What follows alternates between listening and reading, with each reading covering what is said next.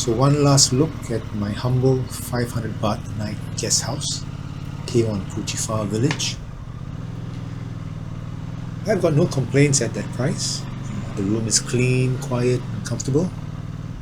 And now it's time to go for a ride.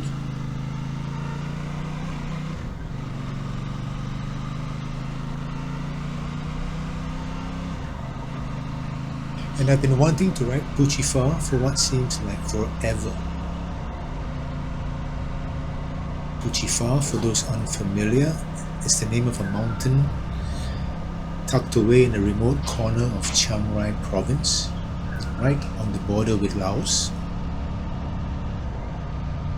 And Route 1093 runs north-south along the mountain range where the 1,440 meter high mountain is located. As you probably guessed, the 1093 is yet another of those legendary motorcycle roads in northern Thailand.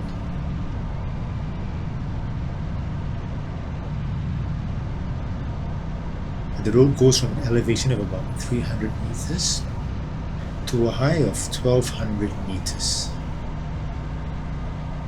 But I'd rough estimate that most of the riding on this road takes place between 600 and 800 meters.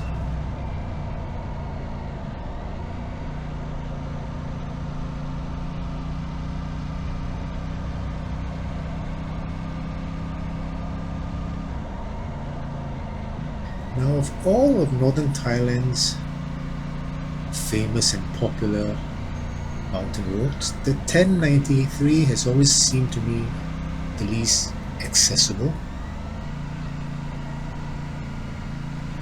Coming from Chiang Mai, you'd normally be taking the 118 north. And once you get to Chiang Rai, you must crisscross a maze of country roads before you finally join up with the 1093. Of course, in the analog age of not so long ago, this required some level of planning. Usually I'd have to create a long handwritten list of route numbers to follow. And even then, because not all roads are well signposted, and many signs on these smaller roads are also exclusively in Thai, I'd also have to make frequent stops at minor intersections to ask for directions. So for a long time, this just seemed like way too much effort and time just for a road. And kind of why Phu Chi Fa stayed on my bucket list for so long.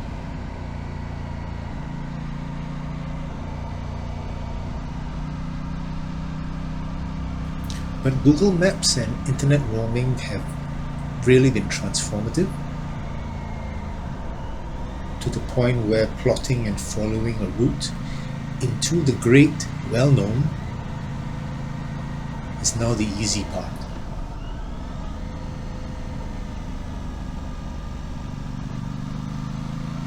And things are even more helpful thanks to a new highway.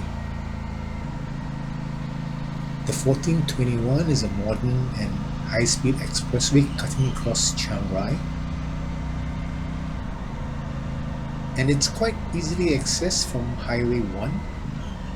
Highway 1, as you know, is the main road connecting Bangkok with northern Thailand. From Highway 1, it's just a short hop to the 1421.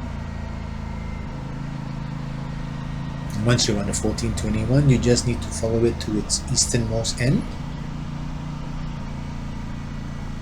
And that takes you to the start of the 4018.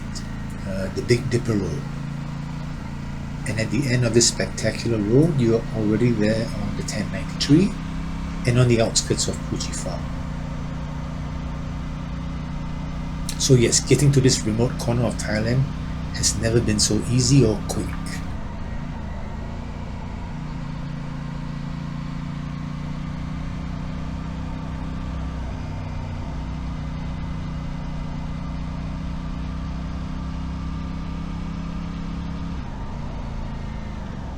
But logistics was not, if I'm being honest, the only obstacle. There's a bigger reason, I believe, why routes like the 1093 tend to stay off the radar for long distance motorcyclists like myself.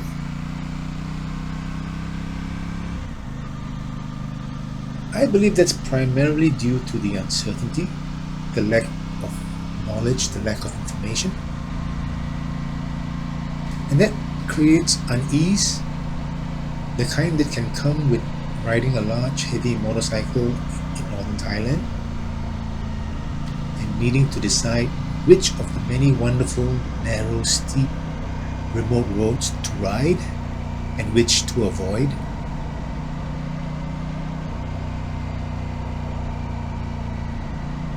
Even in this day and age, good, relevant info is still hard to find.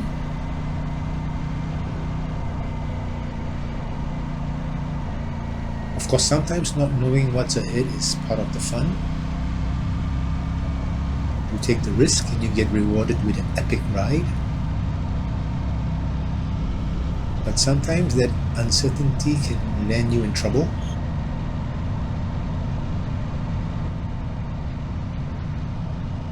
When I think of remote Thai mountain roads, I imagine great stretches of fast, winding ridgeline roads with panoramic views. And on the flip side, I also associate remote roads with poor, inconsistent maintenance, roads where impossibly steep sections of tarmac have been allowed to deteriorate into sand and gravel trails. So roads with phenomenal views, but also roads that are accidents waiting to happen.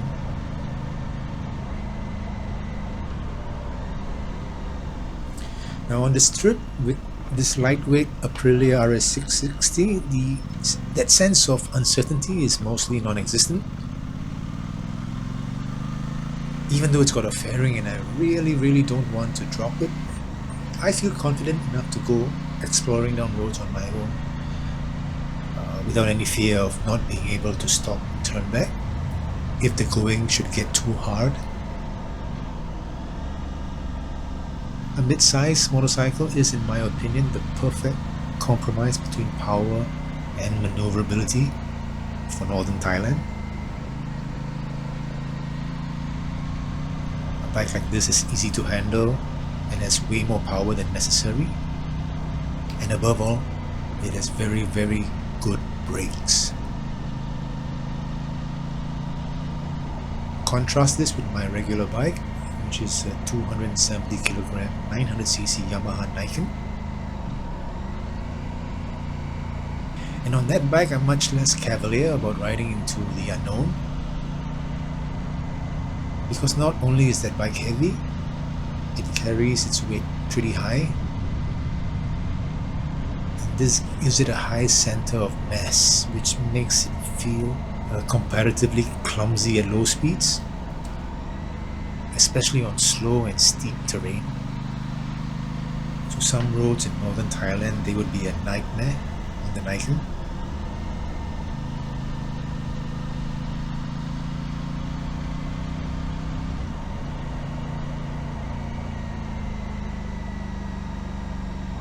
So depending on what bike you ride and your comfort level, the fact of the matter is that some routes are just going to be more enjoyable than others. And ultimately that's why we do these rides, right? We're all trying to have a good time on our bikes. And that means staying out of trouble. Which means, conversely, there are some routes in northern Thailand you probably want to steer well clear of.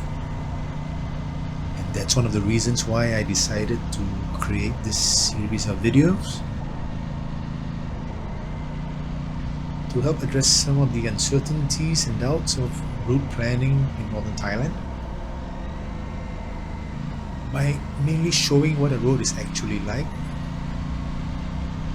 through these videos, providing a good macro overview, a videographic lay of the land, so to speak, I think this would help you assess whether a particular road is worth the ride or something you may want to pass on. Within limits, I'll also try to show the road in its entirety with minimal edits and complete with warts and all.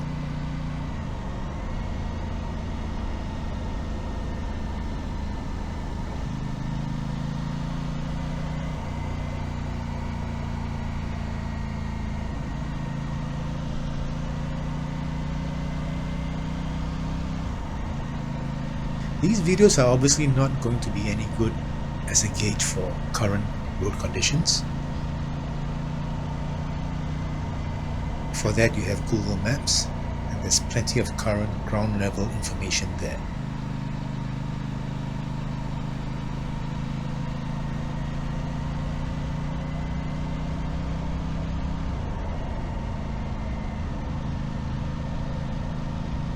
If current road conditions are anything to go by, the section of the 1093 south from Phu Chi Fa definitely leans towards the easy end of the difficulty spectrum. Leaving my guest house at Phu Chi Fa village, the road meanders for about 35 km, most of the time at just below the ridgeline. And that's the clear defining quality about this route, that it traces the path of the ridgeline very closely and for extended stretches. So you do get to ride and cover a lot of ground near the top of hills. And this means lots of spectacular views.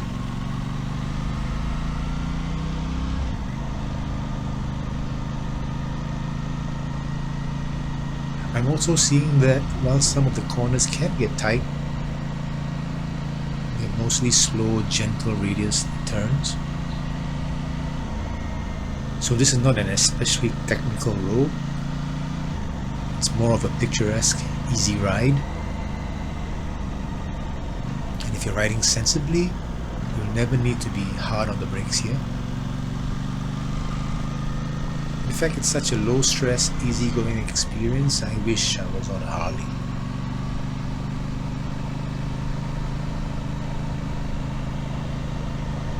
As of early March 2025, the 1093 is mostly in good condition. Apart from short patches of roadworks that you can comfortably ride around.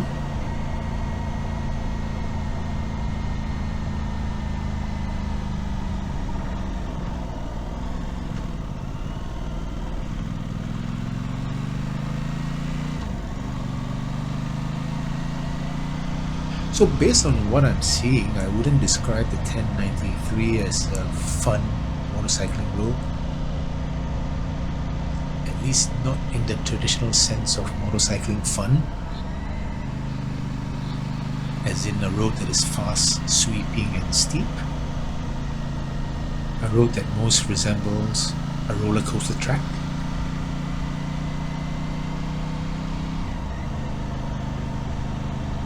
The 1093 is definitely not that kind of road. Here each turn leads gently into another, and this seems to go on and on. The gradient is mild and there are very few straights. So I think I'm averaging about 50 km an hour. And this feels like a comfortable and safe speed for me. And just as well, the scenery is so breathtaking that rushing through would be such a waste.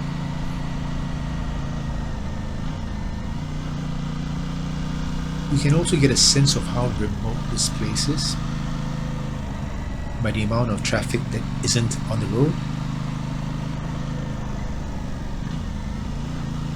Anyway, the panoramic views are just so dreamy, and the noise from the other twin so intoxicating. I think I'll just stop talking now and enjoy the views and the glorious soundtrack.